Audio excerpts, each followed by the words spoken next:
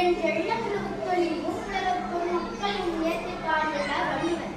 சீரை தேடி ஏறி தேடி என்பதும் மேலிச்செல்வம் கோலைப்படாது என்பது வேளாண்மையின் சிறப்பை பேசும் நீதிமொழிகள்.